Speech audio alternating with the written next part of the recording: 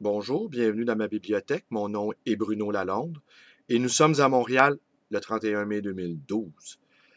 Aujourd'hui, je vais tenter de vous lire un court passage, Le Cabanon de Prométhée, de Léon Bloy, un texte consacré au poète Lautréamont, un texte écrit au début du siècle ou à la fin du siècle précédent. Je ne suis pas allé vérifier, là. Pour les exégètes, vous pouvez le faire facilement. Voilà. Hier, je me suis censuré. J'ai mis en ligne hier soir, après avoir regardé sur YouTube le party privé de Desmarais. J'étais vraiment horrifié. Et ce matin, j'ai entendu tous les larbins à pointer. Ah, c'est son droit, c'est son argent. Ces gens-là ne comprennent sans doute pas que la démesure financière est aussi absurde que n'importe quelle démesure. Sauf en poésie, naturellement, où les poètes et les poètes ont toute licence pour exprimer l'absolu. Mais quand on la voit ici incarnée existentiellement, si je peux dire, c'est un spectacle affligeant. Alors je me suis censuré, car franchement, j'étais rouge comme une tomate. Je crevais d'indignation. J'ai dit que je détestais Paul Desmarais en crever. C'est vrai, je déteste profondément cet homme. Et moi, je ne fais pas partie de ceux qui ne veulent pas haïr. Non, je déteste. Il y a des gens que je déteste profondément. Et généralement, ces gens n'appartiennent pas à la catégorie des petites gens. Ce sont les puissants. Et souvent, je pense à la phrase de Sartre qui disait « Je déteste les victimes qui aiment les bourreaux ». Eh bien, voilà. Et je faisais le rapprochement entre Paul Desmarais et Luca Rocco chose, là. Et au fond, ce que je disais, c'est que Paul Desmarais, lui, c'est son peuple qui découpait en morceaux. Alors, j'ai le droit d'exagérer. Hein?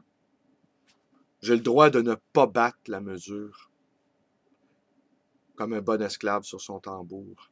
Alors, hier encore, je suis allé à ma thérapie de groupe et j'ai cru comprendre qu'il y avait une petite polémique opposant certains organisateurs de ces manifestations-là nocturnes aux casserolistes, que ces premiers jugent les casserolistes comme étant des troubles-fêtes dans leur truc.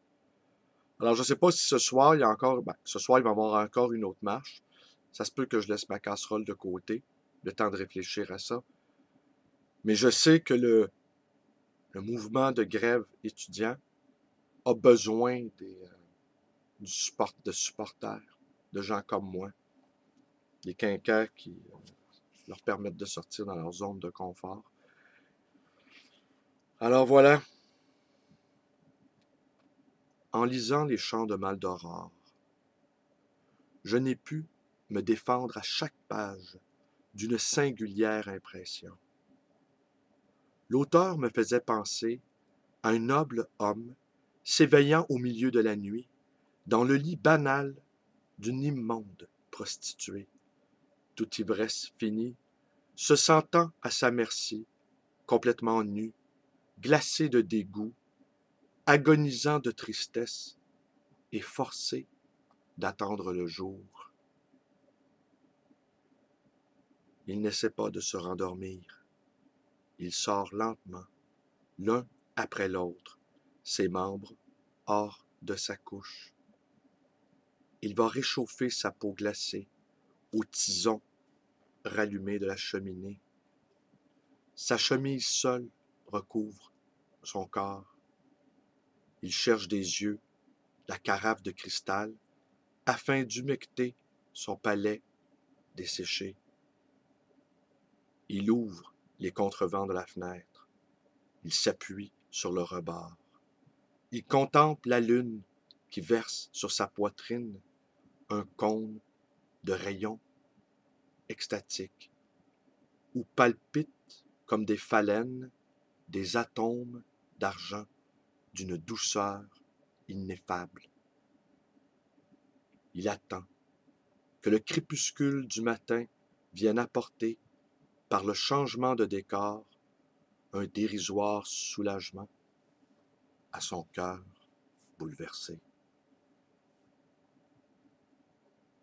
N'est-ce rien qu'une suggestion procurée par un désespéré sans larmes qui porte refroidir son cœur hors de la maison, sous un ciel polaire, au fond d'un sale et ténébreux jardin, dans le voisinage d'un puant retrait, pour le rapporter quand il ne palpitera plus, afin d'être en état de sophistiquer sa douleur par l'ironie pacifique du parfait blasphème.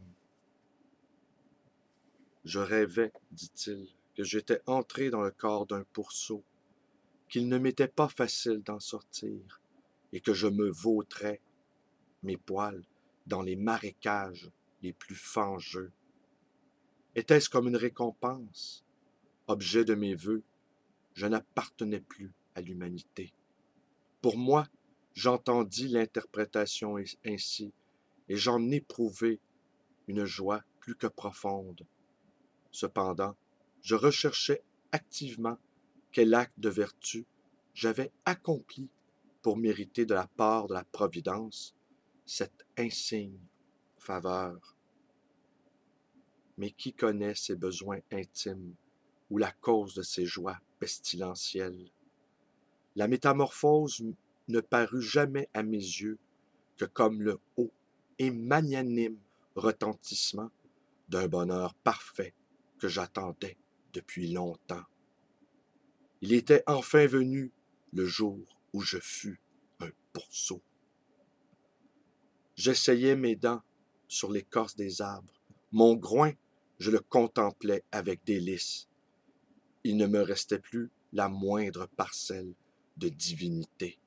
Je sus élever mon âme jusqu'à l'excessive hauteur de cette volupté ineffable.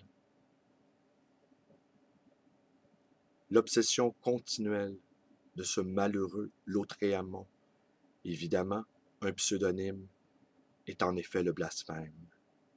S'il est misanthrope, c'est qu'il se souvient que l'homme est à la ressemblance de Dieu. Le blasphème est une denrée littéraire devenue assez peu précieuse. Notre époque l'a beaucoup aimé. Depuis le blasphème aristocratique de Baudelaire jusqu'au blasphème truand de Richepin. Toutes les familles en demandent.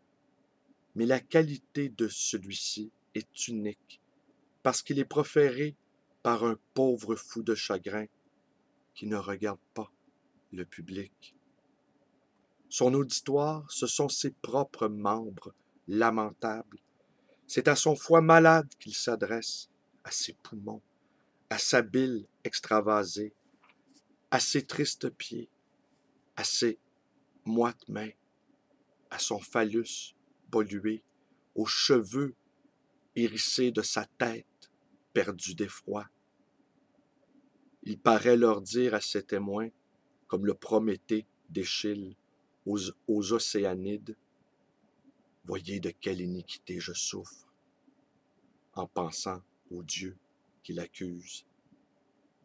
L'effet d'ensemble est terrible au-delà de toute expression et d'une beauté panique surprenante. Je n'étais pas tout à fait exact en disant qu'il n'y a pas de forme littéraire. Le style des chants de Maldoror est une sorte de poncif configuré à la divagante passion d'un dément.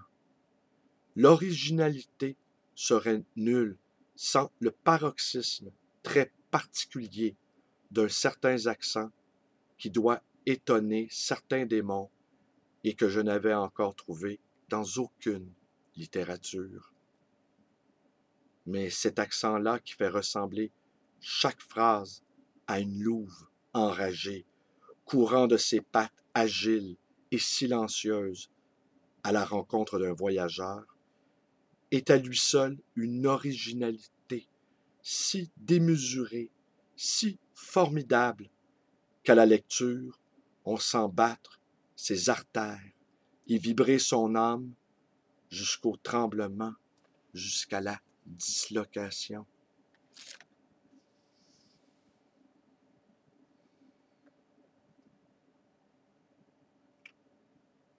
On ne saurait mieux dire. Alors hier soir, au milieu de la soirée, j'ai rencontré mon ami Alain Deneau et qui me disait simplement, lui avait sa bicyclette alors, et moi j'avais ma casserole et je l'ai fait taire pour pouvoir deviser avec lui au milieu du tumulte. Et il me disait que, en ce moment, il ne fallait pas analyser les événements. Il fallait y prendre part. Qu'on aurait bien le temps de retourner à nos livres. Alors voilà, Alain Deneau, un authentique intellectuel. Ça faisait très longtemps que j'en avais pas vu un dans notre contrée. Quelqu'un qui a payé de sa personne pour son travail. Alors voilà, mes vidéos vous plaisent. Vous pouvez vous abonner à ma chaîne YouTube. Vous pouvez également devenir un militant Facebook en vous joignant à ma page. Vous pouvez me téléphoner à ma librairie 514-736-0999. Vous pouvez également me rendre visite à cette librairie désertée déjà depuis le mois de février à cause de la grève des étudiants. Ils n'ont pas envie de lire des livres, tombe bien. Moi, visiblement, j'ai pas envie d'en vendre non plus, alors on est en phase. Excuserez la voix enrouée, hein? Je me lève très tôt le matin avec les oiseaux. Je les entends même dire, je les entends même siffler. Ce n'est qu'un début, continuons le combat. Je les entends même siffler la loi spéciale. On s'en calisse. Alors je me couche tard et je me couche tôt. Et je marche beaucoup. Alors, bonne journée. Et à ce soir, peut-être, pour la suite du Charivari.